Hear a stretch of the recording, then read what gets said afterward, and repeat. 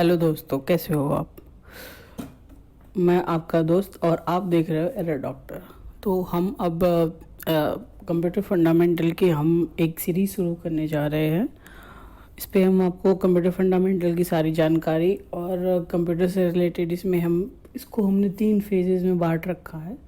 एक basic level, फिर medium level, फिर एडवांस लेवल। तो पहले हम अभी बेसिक लेवल का बेसिक लेवल के चैप्टर 1 के बारे में बात करेंगे, ठीक है। जिसमें मैं जो है कंप्यूटर के इंट्रोडक्शन के बारे में और कंप्यूटर का इन्वेंशन किसने किया, कब किया। तो चलिए वीडियो शुरू करते हैं। अभी आप देख रहे हो यहाँ पे आपको दिख रहा होगा चैप्टर 1।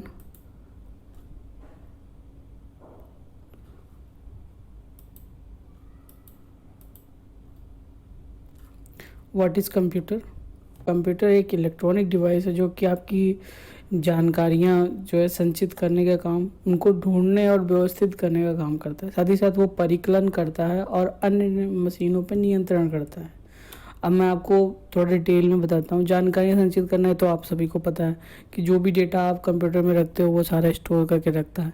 ढूंढना, आप जो गूगल पे सर्च करते हो वो सब सारा ढूंढने वाला काम होता है, तो उसको ढूंढना कहते हैं, ठीक है। ये आपको गूगल से ढूंढ करके आपके जो भी रिक्वायरमेंट रहती है उसके हिसाब से, आपने जो टाइप किया है उसके हिसाब से ये ढूंढ करके आपको रिजल्ट देता है। परिकलन करना जैसे आपने कुछ गणनाएं दी हुई हैं, जैसे जोड़ने घटाने या कोई सिंपल कैलकुलेशन का कोई काम दिया हुआ है तो उसको परिकलन करता है। परिकलन करने के साथ साथ ये एक जो बेहतरीन काम आपके जो कंप्यूटर्स जो एडवांस कंप्यूटर्स आ गए हैं 5th जनरेशन के, वो अब जो बेहतरीन काम करते हैं, वो सबसे बेहतरीन काम ये है कि अन्य मशीनों पर नियंत्रण करना। फर्स्ट जनरेशन, सेकंड जनरेशन तक तो पॉसिबल नहीं था। ये थर्ड जनरेशन से कुछ कुछ डिवाइसेस पे पॉसिबल होने लगा, लेकिन अब 5th जनरेशन और एआई के समय में ये पूरी तरह से पॉसिबल हो पाया कि हम अन्य मशीनों पे नियंत्रण कर सकते हैं। जैसे कि हम अपने कंप्यूटर के ज़रिए किसी अन्य पेरीफेरल डिवाइसेस को आपस में कनेक्ट कर सकते हैं, एक दूसरे के साथ कनेक्ट कर सकते हैं, उनको कंप्यूटर के साथ कनेक्ट कर सकते हैं, साथ ही साथ उनसे डेटा ले सकते हैं, उनको कुछ कमांड दे सकते हैं। तो इस तरह की सारी काम हम कर सकते हैं। अब हम मूव करते हैं next, history of computer. History क्या होती है, आप सभी को पता होगा कंप्यूटर का जो जनक कौन है, मतलब फादर ऑफ द कंप्यूटर कौन है। फिर भी मैं आपको थोड़ा सा एक बार बता देता हूँ, आपके धूल जमी होगी ना तो थोड़ा डस्टिंग हो जाएगी, और जिन्हें नहीं पता है उन्हें पता हो जाएगा। तो सबसे पहले जो है ये एक जो कंप्यूटर हमारा बनाया गया है वो बेसिकली अबेकस नाम की एक डिवाइस थी, फिजिकल डिवाइस मान कह सकते हैं उसको, जो कि कैलकुलेशन में सिर्फ जोड़ने घटाने, स्क्वायर रूट व क्यूब निकालने के काम में आती थी। ये जो मुख्य रूप से यूरोपीय देशों में और रशिया में ख़ास तौर से यूज़ हुआ करती थी, मतलब इसको यूज़ करते थे लोग गणना करने के लिए। तो उस डिवाइस के आधार पे कंप्यूटर का आविष्कार किया गया और 1822 में कंप्यूटर के पिता चार्ल्स बेबेज ने इसका विकास किया था। जो पहला उन्होंने एक मैकेनिकल कंप्यूटर बनाया था जिसको एनालिटिकल इंजन के नाम से जाना जाता है। तो वो उसको 1822 में बनाया था, लेकिन वो फुल फंक्शनल जो हुआ था वो 1833 में हुआ था।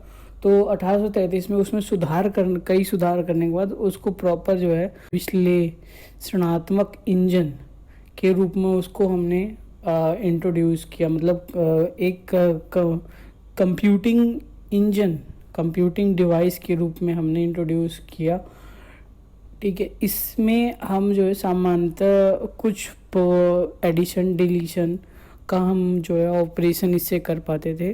तो ये दो अंगों को जोड़ना उनको घटाना, इन्हीं सब के काम के लिए ये यूज़ होती थी। फिर अब हम आगे बढ़ते हैं।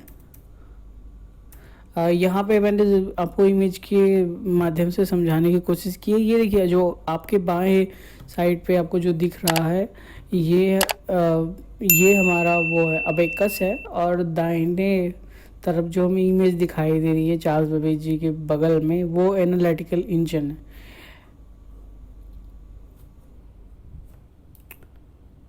अब आते हैं कंप्यूटर जनरेशन पे। कंप्यूटर जनरेशन ये 5 जनरेशन में डिवाइड है। First generation, second, third, fourth. First generation 1940 से 1950 तक वैक्यूम ट्यूब का था। वैक्यूम ट्यूब से क्या मतलब है, ये देखिए, ये वैक्यूम ट्यूब है। ये किस तरह से काम करता था अब मैं आपको उसके चित्र के माध्यम से बताना चाहता हूँ। ये देखिए, यहाँ पर एक उस टाइम का जो कंप्यूटर था उसकी इमेज है यहाँ पे।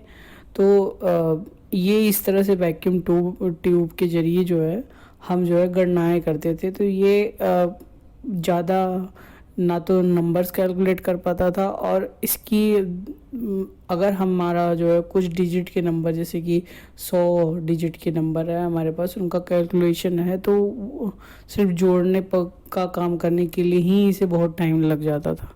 और ये काफ़ी बड़े होते थे, एक बड़े से हॉल में इनको रखा जाता था। साथ ही साथ इनको ठंडा रखने की बहुत ज़रूरत होती थी, क्योंकि ये वैक्यूम जो ट्यूब होते हैं इनमें हमेशा ये, मतलब आप देख रहे हो कांच के होते हैं, बल्ब की तरह जल रहे हैं, तो ये काफ़ी बिजली भी लेते थे। और साथ ही साथ ये जो है इनके जलने की वजह से कमरों में बहुत हीट हो जाती थी, तो उस हीट के लिए हमें जो है कूलिंग की व्यवस्था करनी पड़ती थी।